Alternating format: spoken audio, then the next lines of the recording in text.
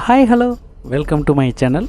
இன்றைக்கி நம்ம சேனலில் வந்துட்டு பார்த்திங்கன்னா இட்லி தோசை அதுக்கு வந்து ஒரு சூப்பரான ஒரு சைட் டிஷ் தான் பார்க்க போகிறோம். சைட் டிஷ் இல்லை, சட்னி.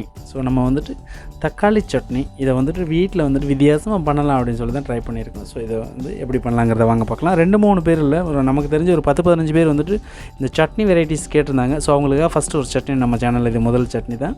நீங்கள் தாராளமாக வீட்டில் கொஞ்சமாக ட்ரை பண்ணி பார்த்தீங்கனாலே உங்களுக்கு தெரியும். ரேஷியோ என்னது, செய்கிற ப்ரிப்ரேஷன் மெத்தட் என்னங்கிறத நான் ஈஸியாக உங்களுக்கு புரிகிற மாதிரி சொல்லியிருக்கேன்.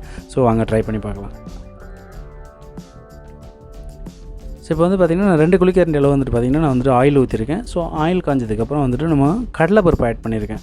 ஸோ ஒரு டைம் கடலைப்பருப்பு போடலாம், கடலைப்பருப்பு இல்லாதவங்க வந்து உளுந்தப்பருப்பு போடலாம், ரெண்டுமே போடலாம். ஸோ வீட்டில் என்ன அவைலபிள் இருக்கோ நீங்கள் அதை ஆட் பண்ணிக்கோங்க. ஸோ அதுக்கு முன்னாடி நம்ம சேனலுக்கு ஃபஸ்ட் டைம் வர நம்பருக்கு வந்து மறக்காம நம்ம சேனலை சப்ஸ்கிரைப் பண்ணுங்கள், கூட இருக்க பெல் ஐக்கனை கிளிக் பண்ணிக்கோங்க.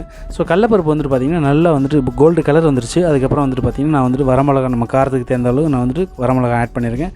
ஸோ வரமிளகாவும் வந்துட்டு பார்த்திங்கன்னா நல்லா ஃப்ரை ஆகிடுச்சு. அதுக்கப்புறம் நம்ம வந்துட்டு சட்னிக்கு தேவையான அளவு நான் ஆல்ரெடி கட் பண்ணி வச்சுருக்கேன் வெங்காயத்தை வந்து நான் ஆட் பண்ணியிருக்கேன். வெங்காயம் வந்துட்டு பார்த்திங்கன்னா நான் வந்துட்டு 3 கிலோ வெங்காயம் போட்டிருக்கேன், 1 கிலோ தக்காளி எடுத்திருக்கேன். இதுக்கு வந்துட்டு பார்த்திங்கன்னா ஒரு சின்ன இஞ்சி எடுத்து கட் பண்ணி போட்டிருக்கேன், ஒரு 10 பல்லு பூண்டு நான் அதில் ஆட் பண்ணுறேன். பூண்டை வந்து நான் உரிச்சிட்டு போட்டிருக்கேன், நீங்களும் அந்த மாதிரி உரிச்சிட்டே போடுங்க. ஏன்னா சட்னியில் அது உரிக்காமல் போட்டோம்னா நாராக வரும், சாப்பிடும்போது கொஞ்சம் டிஸ்டர்பன்ஸாக இருக்கும். ஸோ அதனால் நம்ம வீட்டுக்கு பண்ணும்போது எப்போயுமே ரொம்ப ஹைஜீனிக்காகவே ப்ரிப்பேர் பண்ணுங்கள். ஸோ இதில் வந்துட்டு பார்த்திங்கன்னா ஆயில் எப்போயுமே கொஞ்சம் கூட வச்சு தான் சட்னி வதக்கணும். எதுக்காக அப்படின்னு கேட்டிங்கன்னா, நல்லா ஆயிலில் வதங்குச்சுன்னா வந்து பார்த்திங்கன்னா அந்த தண்ணியெல்லாம் சுண்டி சட்னி வந்து கெட்டு போகாமல் இருக்கும். ஸோ இந்த அளவு நீங்கள் வதக்கணும். வதக்கினதுக்கப்புறம் தான் வந்து பார்த்திங்கன்னா நம்ம வந்துட்டு அதில் டொமேட்டோ ஆட் பண்ணணும். தக்காளி போடுறதுக்கு முன்னாடி இந்த அளவுக்கு வந்து வெந்துடணும். ஸோ இப்போ நான் சொன்ன 1 கிலோ தக்காளி நான் போட்டுட்டேன். தக்காளி வந்துட்டு ரொம்ப குக் ஆகணும்னு அவசியம் கிடையாது, ஓரளவுக்கு வந்துட்டு ஆஃப் குக் ஆனாலே போதும் உங்களுக்கு. ஸோ இந்த பொசிஷன் வரும்போது தான் நம்ம வந்துட்டு இதுக்கு இந்த சட்னிக்கு தேவையான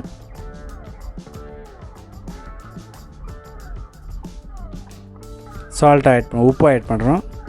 ஸோ சட்னி எப்போயுமே வந்து பார்த்திங்கன்னா அரை உப்பு தான் போட்டு ப்ரிப்பேர் பண்ணணும். நம்ம வந்துட்டு அதுக்கப்புறம் வந்துட்டு நம்ம வந்துட்டு அரைச்சதுக்கப்புறம் வந்துட்டு செக் பண்ணிவிட்டு ஒரு டைம் உப்பு போட்டுக்கலாம். அதனால் வந்துட்டு ப்ரிப்பேர் பண்ணும்போது அரை சால்ட்டு தான் போடணும். ஸோ அதுக்கப்புறம் கொஞ்சமாக நான் பெருங்காயத்தூள் போட்டிருக்கேன். வீட்டில் நீங்கள் உங்களுக்கு தேவைன்னா நீங்கள் இதில் ஆட் பண்ணிக்கலாம். அதே மாதிரி சட்னி வந்துட்டு பார்த்திங்கன்னா எல்லா நாளும் ஒரே மாதிரி இல்லாமல் ஒரு நாளைக்கு வந்துட்டு லைட்டாக கலர் போட்டு போடலாம், ஒரு நாளைக்கு வந்துட்டு கலர் இல்லாமல் பண்ணலாம். ஸோ அந்த வித்தியாசம் சாப்பிட்றவங்களுக்கு தெரியாது. நம்ம வந்துட்டு அந்த கலர் அந்த இதை பார்த்தாலே வந்துட்டு பார்த்திங்கன்னா அந்த ஒரு வித்தியாசம் அவங்களுக்கு தெரியாது. அதனால் நீங்கள் ஒரு டைம் பண்ணும்போது கலரோட பண்ணுங்கள், ஒரு டைம் கலர் இல்லாமல் பண்ணுங்கள். ஆப்ஷனல் தேவைன்னா போட்டுக்கோங்க. ஸோ இவ்வளோ தாங்க, இது ரொம்ப ஈஸிங்க. வதக்கி முடிச்சாச்சு. இது எப்படியே கிரைண்டர் மிக்சியில் போட்டு அரைக்க போகிறோம். அதுதான் ஆறுனதுக்கப்புறம் நீங்கள் அரைச்சி எடுத்திங்கன்னா இந்த மாதிரி வரும் உங்களுக்கு. ஸோ இது ரொம்ப நல்லாயிருக்கும். நீங்கள் வீட்டில் வந்து தாராளமாக ட்ரை பண்ணி பாருங்கள். தக்காளி சட்னி இது வந்து ரெஸ்டாரண்ட் ஸ்டைலு, ரொம்ப நல்லா வரும். ஸோ இதை வீட்டில் ட்ரை பண்ணி பார்த்துட்டு உங்களோட ஃபீட்பேக் என்னங்கிறத நம்மளோட கமெண்ட் செக்ஷனில் கமெண்ட் பண்ணுங்கள், மறந்துடாதீங்க.